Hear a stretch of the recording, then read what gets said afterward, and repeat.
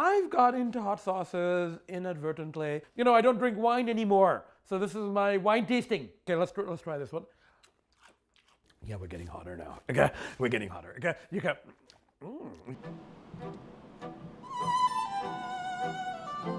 If my parents had stayed in India, and if I hadn't moved to England, and I hadn't been solitary, and I hadn't been outcast, and I hadn't, moved to Canada, what would have happened to me?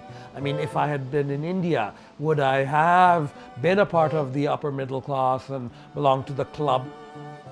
I lean towards thinking that even if my parents had stayed in India, I still would have been nonconformist in some way. I believe that one of the reasons we moved was in 1968. We were living in England, and I think my father had an MG, and they came to visit my uncle, the psychiatrist in the States, and he had a big Chrysler New Yorker. This huge boat of a car. And my father was like going, I think we need to come where we can keep cars like this, you know?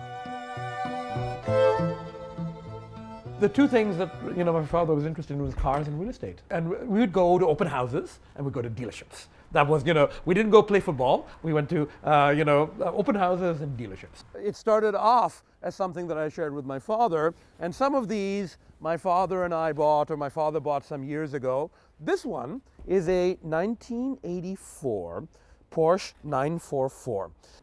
This one is a 1981 Mercedes. This is a 1994 BMW Cabriolet.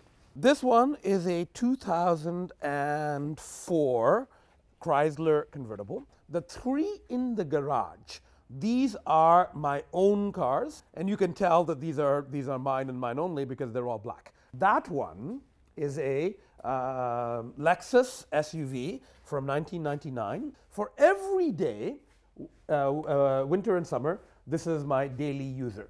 There's so many damn keys. Where's the key? Oh, there it is. This is my favorite. This is a 2004 Jaguar. It's black, of course. I mentioned this in my lectures that I am kind of defensive about my car collection. I don't want people to think that I actually make a lot of money and I can really, I can afford new Jaguars. But, as I say, this car costs, this is the price of a Camry. Look, it's got a cat. It is a cat. It's a Jaguar. It's a big cat, and it's got the cat on the hood. So naturally, this is my favorite. I never had really a lot of contact with cats because my mother has a phobia of cats. But when I got my first cat, tiny little gray and white cat that my ex named her Mouse. I mean, I wouldn't personally name a cat Mouse, but my ex named her Mouse. And we brought her home, and I just fell in love. Okay, it was this epiphany. It was this revelation. It was like, I looked at her and I understood things about myself. Now, she died of a heart condition when she was 1.5, right after I broke up with my ex. And after that, I went through a very dark period. And another 3 or 4 months later, I came across the cats I have now. Their names: Loki, the Viking, the Norse god of mischief; Maya, the Buddhist concept of illusion, So, and I brought them home, and it was just like, okay, I've got children again. Loki died last year. I wasn't as, affected by it as when Mouse died. I think probably because he was older. He was 14, and I still have Maya. So now there's just the two of us. So now we're both in introverted mode. So I rarely go out in the evenings also because I don't want to leave Maya alone too long. That's good. Yeah, good deal. The whole liquid there. I was 10 years old when we first came to Canada. We lived in Burlington. My father had started teaching at Ryerson. My mother was a social worker at the Hamilton Psychiatric Hospital. And my impression of Canada was the cars were bigger, and the space was bigger, and the houses were bigger, and I think I was a loner in England, and then I was a loner here. It's just that, there was more space to be a loner here. When I was a teenager, yes, I was I was not on any sports team. I was not popular. I was the kind of school loner from an ethnic background. I was overweight. I read. It's possible that I was a little dark, and particularly when I was in my 20s. I was never diagnosed as depressive or anything, but I had that kind of artistic temperament. My persona, my look, my wearing black.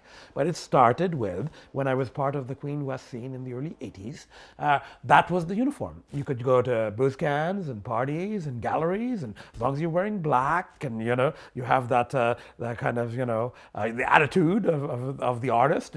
And now there's yet another dimension to the wearing black, is that I have black cats. So it's kind of solidarity with my cats. Yeah, well, a hot fruit, okay? But yeah, it's good, okay?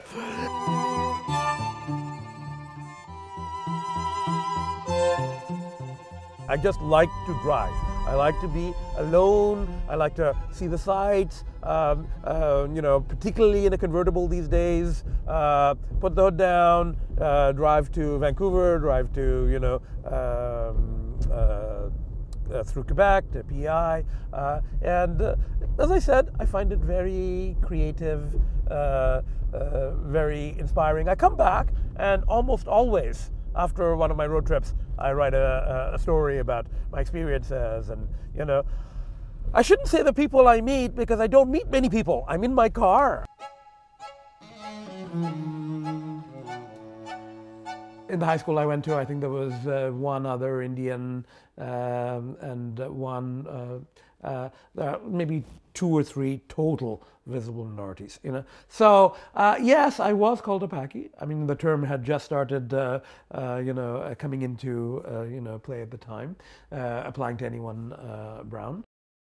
I've just never really been, a part of the Indian immigrant community. I've always been an outsider to both the mainstream culture and the kind of Indian culture that I was brought up in. I mean, if I identify with anyone, I identify with cat people and car people and academics, not with ethnic groups. It hasn't kicked in yet. Oh shit! Now it's kicking in. Okay. Yeah. See, there's a bit of a delay in that one. That's good though. I am an introvert. I can't speak actually at a department meeting. When I go to a department meeting, I'm sitting in the corner. I'm quiet. It's hard for me to speak unless I switch into prof mode. Every year when I the first lecture, it's now part of the whole process. The first lecture, most students are taken aback because they're not used to my energy level and my style and my performance and the nutty professor. And it's kind of entertaining for me too in the first class to see people, actually I can see jaws drop.